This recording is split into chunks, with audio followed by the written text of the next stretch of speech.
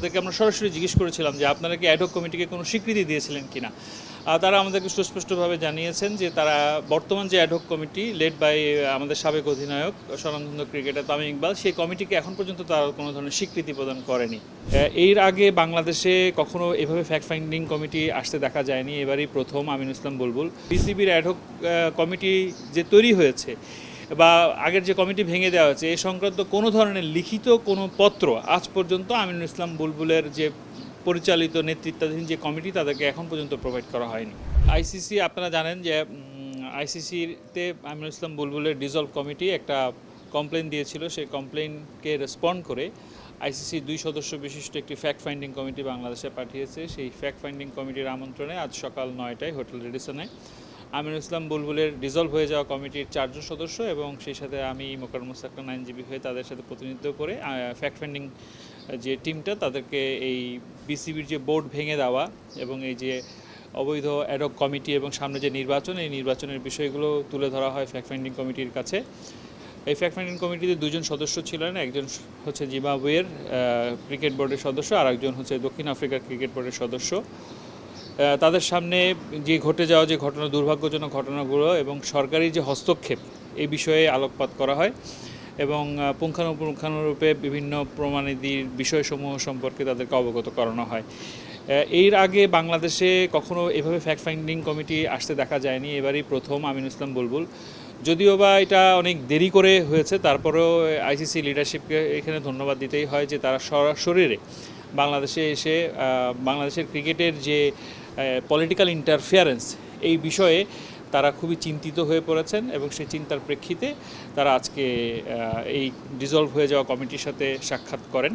তারা বলছিলেন বিভিন্ন কথায় যে তারা আসলে কোনো নির্বাচনকে পর্যবেক্ষণ করতে আসেননি এবং নির্বাচনকে ভ্যালিডিটি দেওয়ার জন্য তারা বাংলাদেশে আসেননি। তারা যা ঘটছে বাংলাদেশে সশরীরে সরেজমিনে দেখার জন্যই তারা বাংলাদেশে এসেছেন।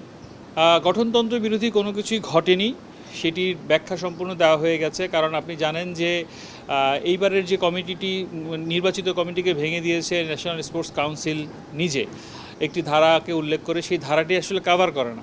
কিন্তু আপনি দেখবেন যে এর আগে যে নির্বাচনের কমিটি ছিল, সেই নির্বাচনের কমিটিতে কিন্তু ন্যাশনাল স্পোর্টস কাউন্সিল থেকে নমিনেটেড একজন সদস্যকে এই কমিটিতে রাখা হয়েছিল। তো এই কমিটি ওই সদস্য কিন্তু কখনোর জন্যই একবারের জন্য কোনো ধরনের নির্বাচনে অনিয়ম বা ত্রুটি হয়েছে এমন কোনো বক্তব্য দেয়নি। হঠাৎ করে 12ই ফেব্রুয়ারির পরে নতুন সরকার এসে ক্রীড়ামন্ত্রীর একটি কথার প্রেক্ষিতে একটি তদন্ত কমিটি গঠন করা হয়। সেই তদন্ত কমিটি গঠনের প্রেক্ষিতে 5 তারিখে রিপোর্ট দেওয়া হয় এবং 5ই এপ্রিল রিপোর্ট দেওয়া হয় এবং 7ই এপ্রিল এই কমিটিকে নির্বাচিত কমিটিকে ভেঙে দেওয়া হয়। এবং এটি খুবই দুঃখজনক যে বিসিবির অ্যাডহক কমিটি যে তৈরি হয়েছে বা আগের যে কমিটি ভেঙে দেওয়া হয়েছে, এ সংক্রান্ত কোনো ধরনের লিখিত কোনো পত্র আজ পর্যন্ত আমিনুল ইসলাম বুলবুলের যে পরিচালিত নেতৃত্বাধীন যে কমিটি তাদেরকে এখন পর্যন্ত প্রোভাইড করা হয়নি। আইসিসির প্রতিনিধির কাছে তো অবশ্যই বিষয়টি আলোকপাত করা হয়েছে, তারা এখানে দিয়েছে।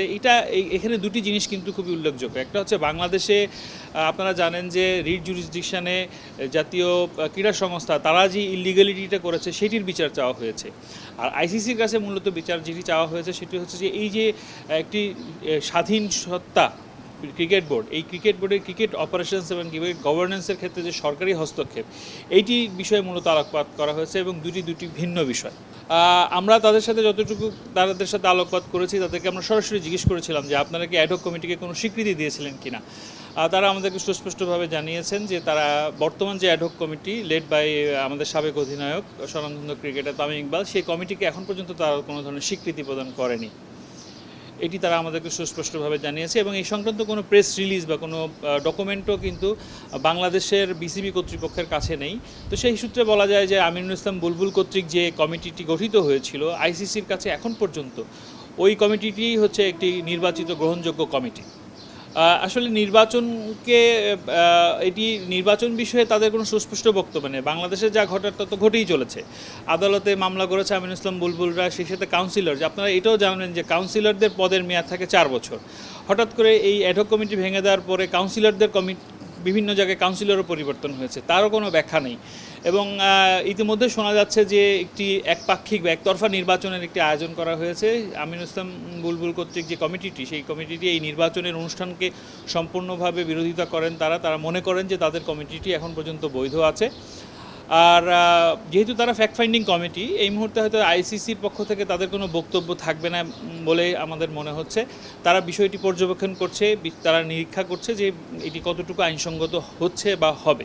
তবে তারা একটি বিষয়ে চিন্তিত, সেটি হচ্ছে যে আইসিসিতে বা বাংলাদেশের যে রিপ্রেজেন্টেশন, এবং সেটি আমিনুল ইসলাম বুলবুল সহ যে কমিটি আছে তারাও খুবই চিন্তিত যে এভাবে আসলে বিষয়টি থাকা উচিত নয়। বাংলাদেশ একটি ক্রিকেট প্লেয়িং নেশন, ক্রিকেট প্রিয় একটি দেশ, এখানকার লক্ষ কোটি জনতা ক্রিকেটকে ভালোবাসে।